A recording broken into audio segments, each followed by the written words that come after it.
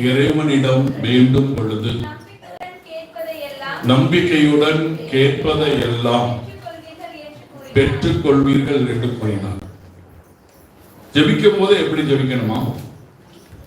நம்பிக்கையோடு ஜெபிக்கணும். ஏதோ ஜெபிக்கிறோம் அப்படின்னு, ஏதோ கேட்கிறோம் அப்படின்னு இல்ல. நீங்க என்ன கேட்க விரும்புறீங்களோ அந்த நம்பிக்கையோடு கேட்கணும். உங்க பிள்ளை உங்கள்கிட்ட வந்து அம்மா பசிக்குதுன்னு வந்து நம்பிக்கையா கேட்கிறான். உங்க பொண்ணு கேட்குது, அம்மா பசிக்குது. உங்கள்கிட்ட இல்லைன்னு வச்சுக்கோங்களேன், உங்கள்கிட்ட சாப்பாடாக காசு இல்லை, சாப்பாடு இல்லை, எப்படி இருக்கும் மனசு? பெத்த பிள்ளை கேட்குது, 3 வயசு குழந்தை, அம்மா பசிக்குதுமா அப்படி கேட்குறாங்க. அப்போ நீங்க என்ன பண்ணி, காசு இல்லை, பணம் இல்லை, எது சாப்பாடு இல்லை, எப்படி இருக்கும்? அப்படியே மனசு வலிக்கும். அதே நேரத்தில் உங்கள்கிட்ட சாப்பாடு நிறைய இருக்கு, உங்க பையன் நம்பிக்கணும், அம்மா பசிக்குதுமா அப்படின்னு பையன் பொண்ணு வந்து கேட்குறாங்க. உடனே என்ன பண்ணுவீங்க?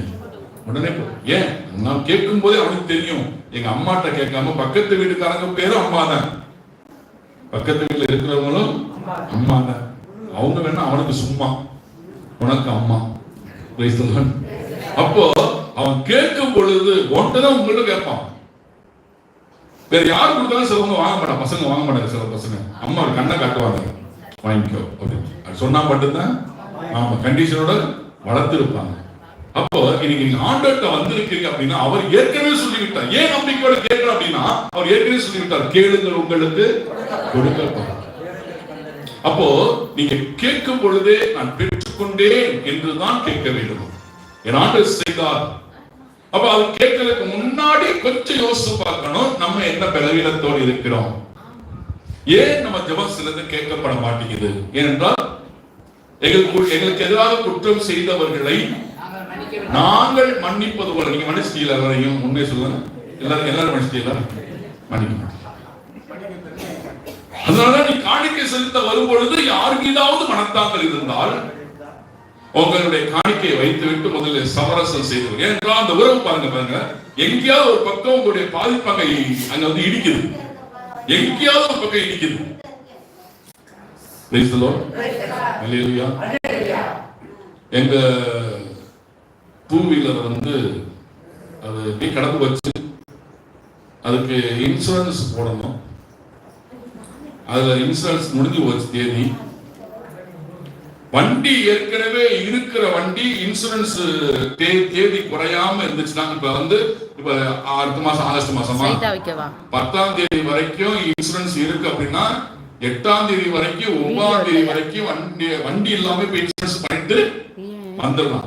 வண்டி காமி தேவையில்லை, பழைய இன்சூரன்ஸ் வச்சு 2 நாள் இருக்குது வச்சு என்ன பண்ணலாம், காமிச்சிடலாம். அவங்க உடனே ரெனியூ பண்ணிடுவாங்க. ஒரு நாள் ஆயிடுச்சு, 10ஆம் தேதி பதிவு பண்ணணும், 11 11ஆம் தேதி தான் பதிவு பண்ணணும் அப்படின்னா என்ன பண்ணணும், வண்டியை கொண்டு போய் என்ன பண்ண, வண்டியை செக் பண்ணும்போது அங்க ஏற்கனவே வாங்கின இடத்துல வேற இடத்துல கோயம்புத்தூர்ல இருந்து வண்டி கொடுத்தது வண்டி தான் அனுப்புனாங்க. அதுல ஏற்கனவே 2 இடத்துல வந்து இந்த வண்டி குடிபட்டு இருக்கு. இப்ப பாருங்க 2 இடத்துல இந்த வண்டி குடிபட்டு இருக்கு, ஃபைன்ல இருக்குது.